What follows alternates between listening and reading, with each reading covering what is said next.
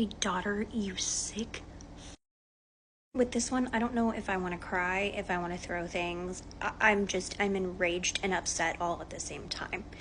I don't understand when women will stop being playthings for men.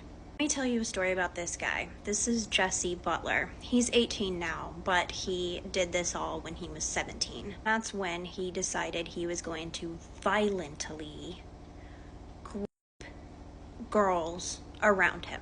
I don't know if all of them were his girlfriend. I know one of them was, but it doesn't really matter. When I say violent, I mean he would violently and if they refused any of his advances, he would put his hand around their neck until they became unconscious.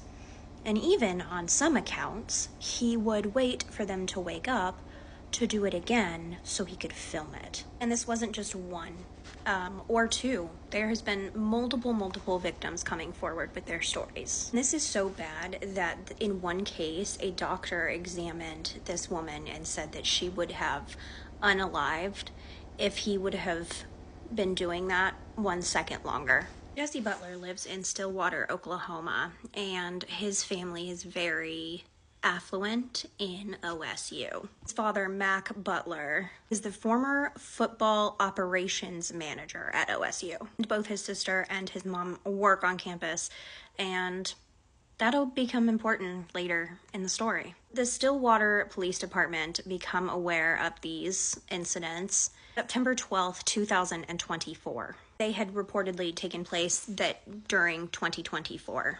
So they take him in and he pleads no contest to multiple felony charges. I mean, charges that are very extensive. And there's like 10 counts that he's being charged with. He pleads and he's facing a pretty long, hefty prison sentence, which, yeah. Until this other judge steps in. And yes, this judge is a woman.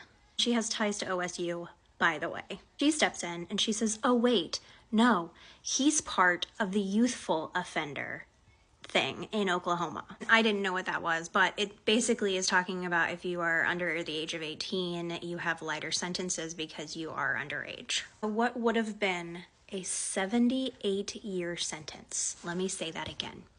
A 78-year sentence is fully suspended under this youthful offender law, I guess. This allows him to remain free. All he has to do is these rehabilitation services. He remains under the Office of Juvenile Affairs until he turns 19, which is only a little time away. He got 100 hours of community service. He has a curfew, no social media, and a couple of other things, but nothing too harsh. He does have to do counseling under this. But basically, if he goes through all of this and he does what they say, he'll have his record expunged. Not only that, but he won't be present at all on the SO list. And if he doesn't do as he's supposed to, then he could see jail time. I don't understand this. I don't understand this at all, because now this guy is going to graduate high school. He's going to go to college, probably at OSU, and he's not going to be on the list. No one's going to know that he did this. And he's just going to offend again and again and again. And this is something that's highly underreported. So a lot of those women, girls, whatever, are not going to come forward and say it. And he's gonna reoffend again and again. This video has been released of him being put in handcuffs and taken to the station. In this recording, his mom is basically saying, we're going to get you out, don't worry.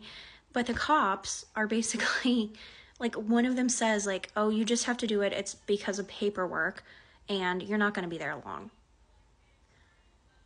I don't understand this. I don't understand this. This is a violent offender. I wanted to end this by sharing a quote that I saw from one of the victims. She said, "You didn't just strangle me with your hands. You strangled my voice, my joy, my ability to feel safe in my own body." And if that doesn't make you feel everything I don't think you're human. Please share this man's picture far and wide, because colleges in California, colleges in New York, colleges everywhere need to see this man. Women need to see this so they don't become victims. And please, please put in the description below pink hearts in honor of these victims, because I want them to know that they're not alone. And to Jessie Butler, we know who you are.